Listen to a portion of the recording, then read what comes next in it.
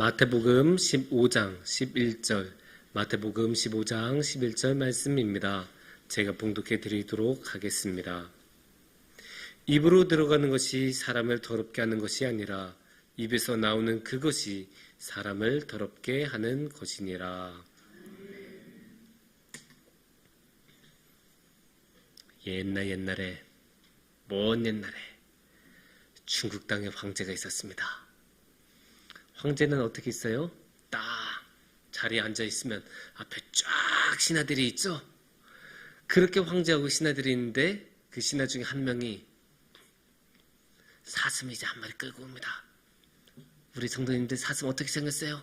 보통 우리 이렇게 생긴 사슴을 생각하죠. 항상 이렇게 뿔이 멋있게 달려있는 사슴을 데리고 왔어요. 근데 너무 뜬금없잖아요. 갑자기 왜 황실의 조정에 다 모이는 이 정세를 논하는 자리에 사슴을 끌고 옵니까? 너무 뜬금없지 않습니까? 그래서 황제가 물어봐요. 아니, 웬 사슴을 가지고 오셨습니까? 근데 이 신하가 데리고, 이 사슴을 데리고 온 신하가 딱 한 마리? 왜? 황제 폐하 무슨 말씀이세요? 이거 사슴 아니에요. 얘 말이에요. 아, 근데 황제가 보기에는 아무리 봐도 사슴이거든요? 뿔도 있고 점박이 무늬도 있고 아무리 봐도 이거 사슴인데 왜 말이라고 하지? 그래서 다시 한번 물어봐요. 제 눈에는 아무리 봐도 사슴인데 왜 자꾸 말이라고 하십니까? 그러니까 이 신하가 이거 분명히 말입니다. 다른 신하들한테 물어보도록 합시다. 이거 말입니까? 사슴입니까? 말이에요. 이거 말입니까? 사슴입니까? 말이에요. 모두 다 이 동생은 말입니다 라고 말하니까 이 황제가 말인가? 그렇게 생각이 흐트러지기 시작했다는 겁니다. 이 이야기는 사실 굉장히 유명한 이야기예요. 지록위마라는 사자성어로 만들어진 이야기이기도 하고 실제로 중국 역사에서 일어났던 일입니다.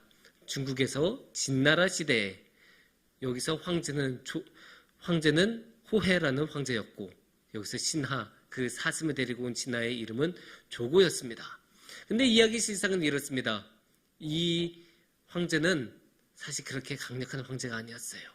진나라를 처음 세웠었던 진치 황제는 굉장히 유능했던 황제였고 그러니까 중국을 최초로 천하통일을 해내는 그 위대한 업적을 만들어냈음에도 불구하고 이 아들 호해는 그 아버지의 실력에 많이 못 미치는 그런 황제였기 때문에 제대로 황제로서 끌고 가지 못하고 솔직하게 말하면 거의 꼭두각시 수준의 그런 황제였습니다.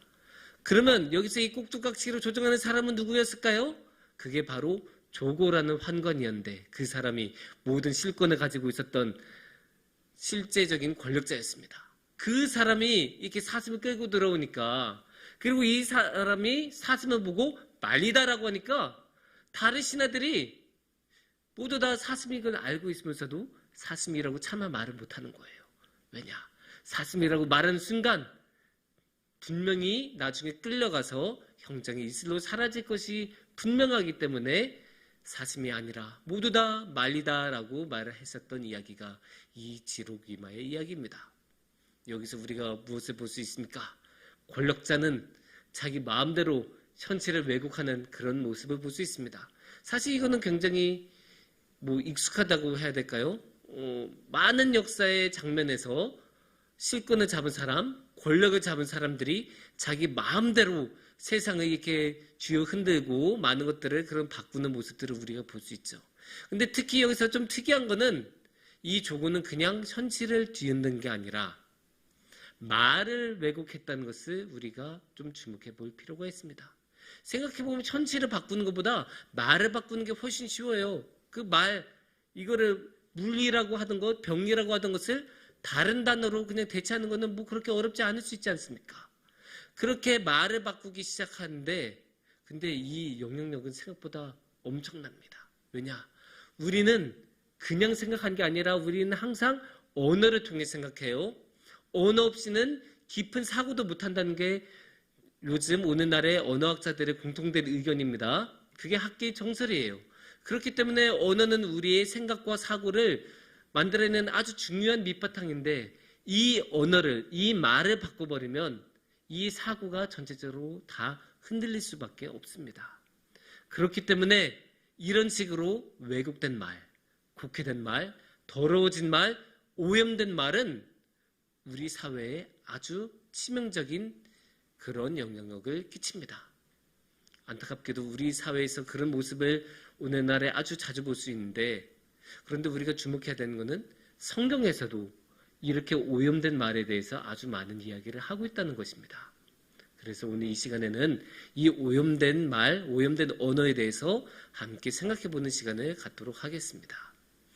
오늘의 말씀은 마태복음 15장의 말씀입니다. 11절에서는 이렇게 말씀하고 계십니다.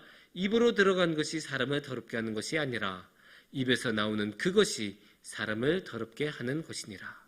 여기서 입에서 나오는 그것은 무엇이겠습니까? 이게 당연히 말이겠죠. 입에서 나오는 것, 가장 대표적인 게 말이잖아요.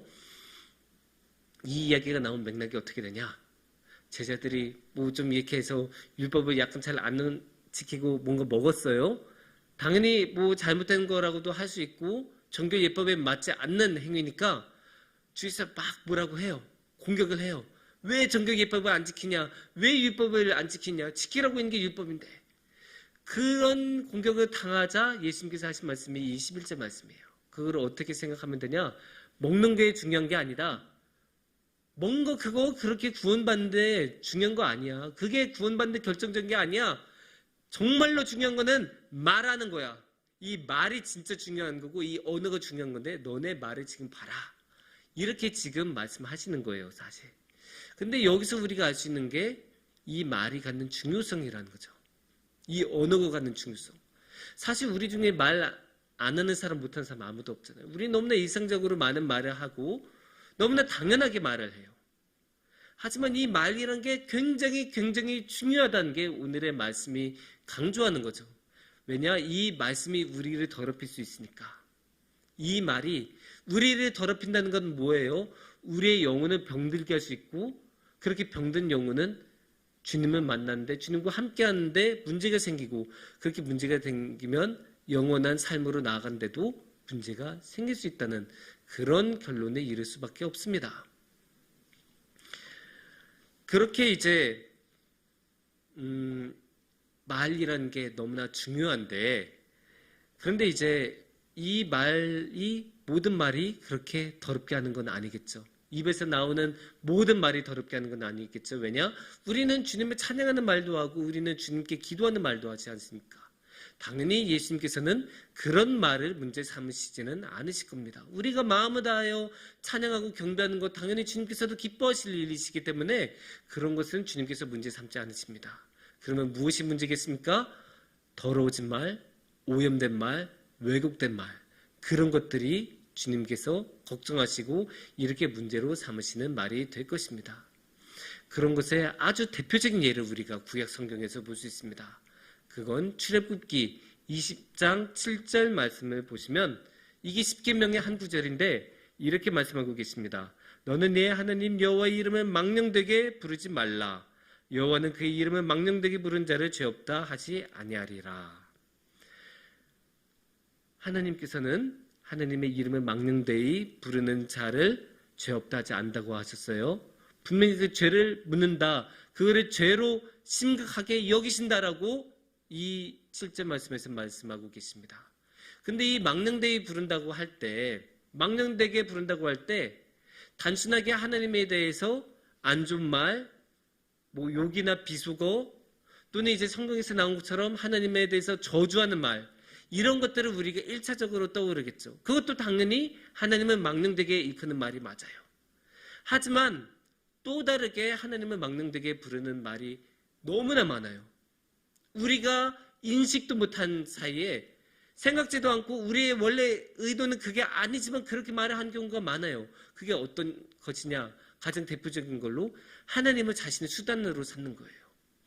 하나님은 가장 높임을 받고 최종적인 목표가 되신 분이고 우리의 모든 삶을 하나님께 드려야 되는 그런 분이신데, 우리가 하나님을 그렇게 말한 것이 아니라 하나님이 나의 영광을 위해서 뭐 하는 것인 것처럼, 하나님을 내가 마음대로 부릴 수 있는 것처럼, 하나님은 이런 거 당연히 해주실 거라고 말하는 그런 불경한 말들, 그렇게 하나님을 말하는 것도 이렇게 망령되게 일컫는 게 맞거든요. 그것도 아주 중요한 사례고 그런 사례들이 성경에서 너무나 자주 나와요.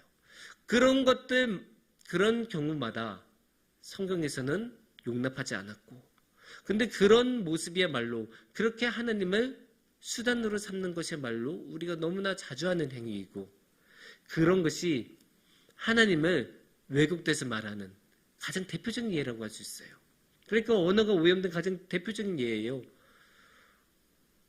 우리는 하나님을 가장 높으신 분으로 삼아야 되는데 말로는 그렇게 하면서 하나님을 가장 높지 않은 분으로 만들면 그거는 당연히 하나님이라는 그 말뜻을 왜곡하는 그런 경우가 되지 않겠습니까? 그렇기 때문에 하나님을 망령되게 일컫는 것은 오염된 언어의 가장 대표적인 예라고 할 수 있습니다.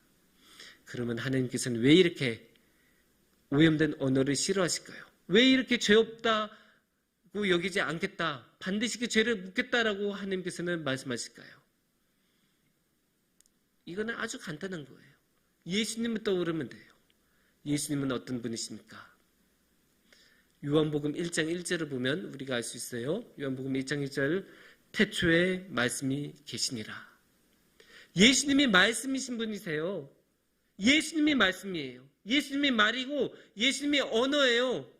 그러니까 오염된 언어를 쓰면 어떻게 되겠습니까? 예수님을 욕보이는 거예요. 예수님이 직접적으로 욕보이게 되는 거예요.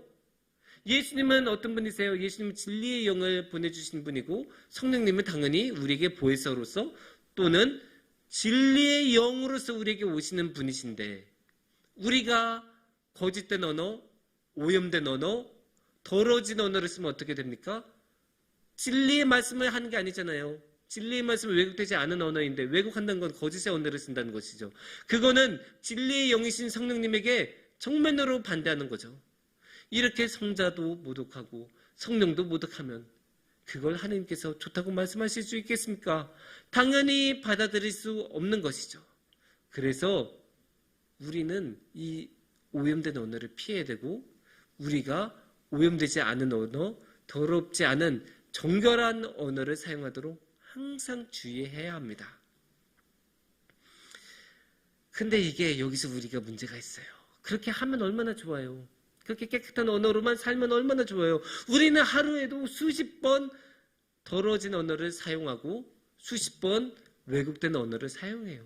그게 우리 이미 더러워진 우리, 죄에 빠진 우리는 여기서 벗어나는 게 너무나 어려워요. 그리고 우리 힘으로는 거기서 벗어날 수가 정말로 어려워요. 그러면 어떻게 해야 될까요? 하나님한테 도와달라고 해야죠. 하나님 도와주세요. 저의 언어가 이렇게 더러워졌습니다. 제가 용서를 받고 깨끗하게 나아가기 원합니다. 그렇게 우리가 기도하고 하나님께 도움을 구해야 돼요. 그리고 하나님께서는 이런 기도를 들어주시기를 원하시고 이런 경우에 도와주시기를 원하세요. 왜냐? 하나님께서는 그걸 원하시기 때문이에요. 하나님께서는 우리가 더러워진 언어를 사용하는 것을 원하지 않으세요. 하나님께서 우리가 깨끗한 말을 쓰시기를 원하세요. 이거는 그냥 제가 축축한 게 아니에요. 제가 그냥 성경 읽다 보니까 생각해낸 게 아니고 성경에서 직접 하신 말씀이에요. 잠언 4장 24절을 우리가 보겠습니다.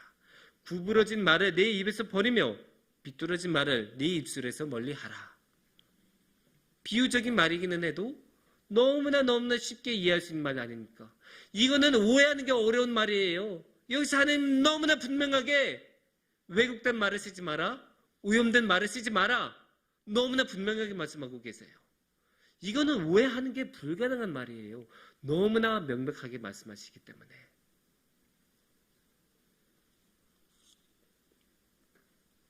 그런데 이제 하나님께서는 이렇게 자신 있게 쓰지 말라고 하실 수 있는 이유가 있어요.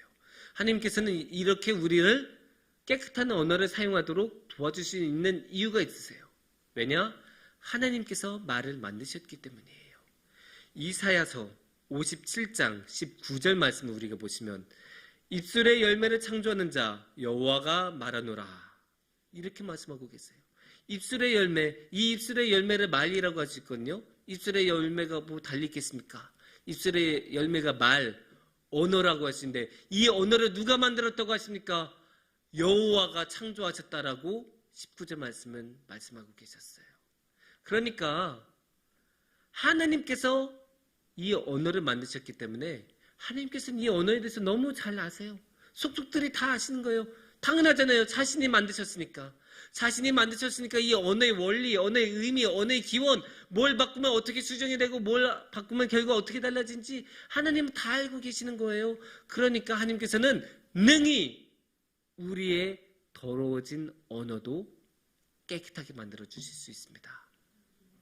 하나님께서 원하시기만 한다면, 우리가 그 도움을 받기만 한다면, 받을 준비만 되어 있다면 언제든지 하나님께서는 우리의 언어를 깨끗하게 씻어주실 수 있으세요. 그러니까 예수님께서 그것을 위하여 이 땅에 오시지 않으셨습니까? 그래서 이 땅에 오셔서 참된 진리의 말씀을 우리에게 전해주시고, 아니야, 너희들 지금 잘못 오해하고 있어. 그거 오염된 언어야. 그 말 쓰지 마. 내가 이제 새로운 기도를 줄게. 새로운 말씀을 줄게. 새로운 진리의 영을 너희에게 부어줄 테니까 이제부터 진리의 말을 써.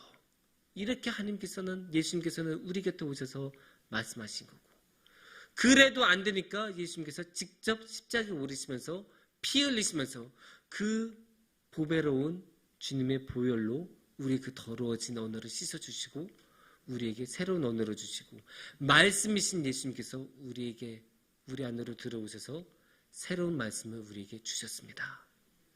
그게 예수님께서 우리에게 주신 선물이고 예수님께서 우리에게 주신 언어예요. 그 언어를 우리가 당연히 귀하게 여기고 그 언어를 따라 살아야죠. 당연히 어려워요. 쉽지 않아요. 왜냐? 우리는 너무나 이 세상의 언어에 익숙하고 또 이 세상 속에서 살아가기 때문에 계속 이 세상하고 대화하다 보면 당연히 이 세상에 오염된 언어, 죄에 빠진 언어로 말을 하게 되거든요. 하지만 그럴 때일수록 우리가 의식하지 않고 그냥 세상에 그대로 따라가다 보면 그냥 그 세상의 언어대로, 그 죄의 언어로, 오염된 언어로 그냥 살아가는 거예요. 변수가 생길 수가 없어요. 그냥 오염된 언어의 삶을 쭉 사는 거예요. 그렇게 살 수는 없는 것 아닙니까? 예수님께서 어떻게 우리에게 해주셨는데, 어떻게 십자가에 오르시고 어떻게 우리를 위해 피를 흘려주셨는데, 그러니까 우리가 비록 힘들더라도 항상 의식하고 예수님을 중심에 두고 예수님의 언어라는 걸 우리 마음에 품고 하나님이 우리 삶의 중심이라는 걸 마음에 품고 나아가야 합니다. 특히 우리가 이것 하나만은 잊으면 안 돼요.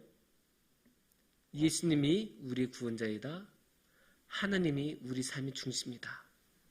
이것만 놓치지 않으면, 이것만 우리 마음에 확실하게 있으면 우리가 아무리 휘둘림을 당해도 우리 중심을 잡고 끝까지 예수님의 언어, 예수님의 그 깨끗한 언어로 살아갈 수 있어요. 사랑하는 성도님들, 우리는 항상 말 조심을 해야죠. 항상 말 조심해야 합니다. 왜냐하면 우리가 말을 하다 보면 자신도 모르는 사이에 무슨 말을 할지 몰라요. 그렇기 때문에 너무나 조심해야 되고, 또 자신도 모르는 사이에 왜곡된 말 또는 주님을 망령되게 일컫는 말을 할 수 있기 때문에 항상 조심하고 항상 주님의 도우심을 구하고 성령님의 내주하심을 구해야 돼요.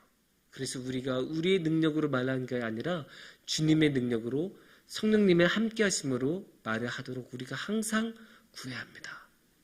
그렇게 우리가 말씀이신 예수님으로 말을 하고 다니면 주님께서 언제나 우리와 함께 하시는 그런 놀라운 복을 우리 모두 누리실 것입니다. 함께 기도하겠습니다.